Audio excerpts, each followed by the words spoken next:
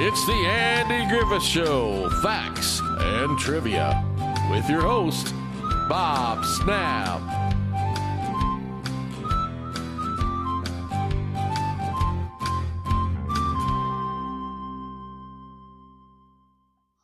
Hi guys, welcome to the Andy Griffith Show, facts and trivia. Thanks for stopping by.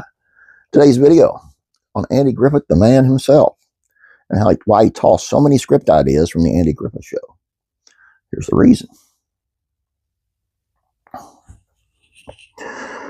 The Andy Griffith Show ran for 8 seasons, starting in 1960, and today remains popular in reruns.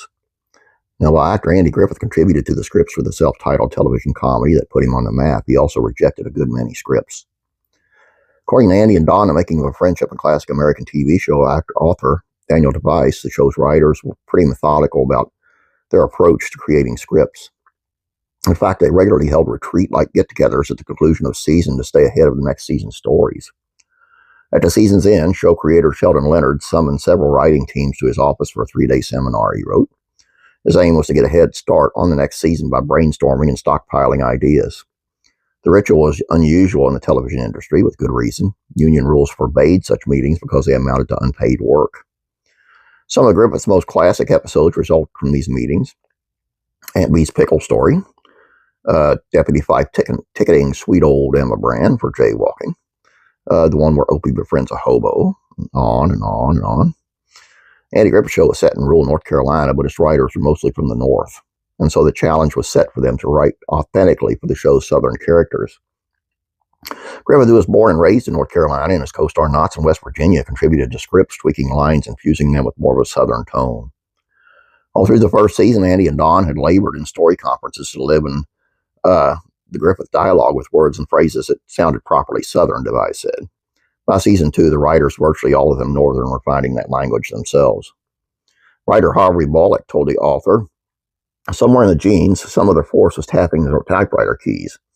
I found myself having Andy carry Helen to the dance, and fat folks being heavy set, and the gas station becoming the filling station. Ladies didn't perspire. They felt the heat. People had half a mind to do things, or they're just fixing to." In his conversation with the Television Academy Foundation, Griffith recalled those marathon meetings coordinated by Leonard. The meetings would include as many writers as we could get in the room, he said, including Griffith, Leonard, Aaron Rubin, who also produced the show, Harvey Bullock, Albert Greenbaum, Jim Frizzell, Jack Ellison, and Charles Stewart. He remembered as well that at one point, and only once, when he got in an argument over a script, we would pitch stories, he explained, and I caused more of them to go out than anybody. Sheldon didn't like that. It's the only fight Sheldon and I ever had in my whole acquaintanceship with him over a story idea. Leonard wanted to introduce the idea of a ball silver Sheriff Taylor, which turned out to be the character of the Mayberry Mayor that lasted only until the show's 3rd season. I knew it wasn't going to work, and it didn't, Griffith said. I wanted to keep the characters clean. If a joke would make a lie out of a character, we'd throw the joke out. Because of the nature of the show, morality just came right along with it.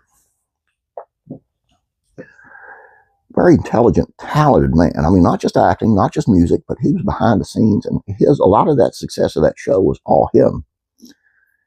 They would write, he would rewrite, and he was the one that made it what it is. I mean, and throwing the jokes out was perfect.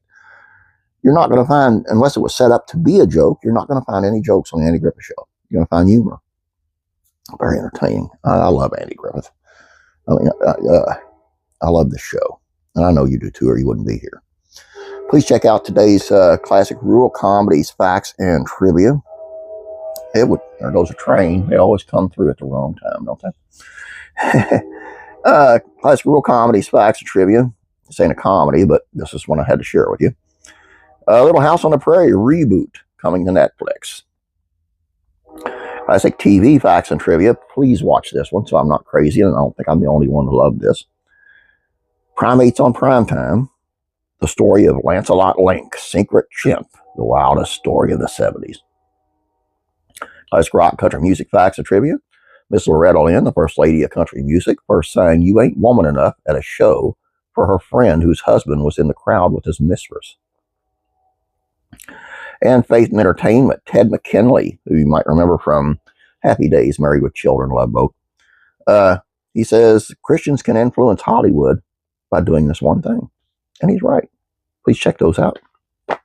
Please subscribe if you have not yet. Please like this video. I'd appreciate it. You guys would make my day. Love you very much. Have a great day. God bless you. And I'm praying for you. And here's a face for you.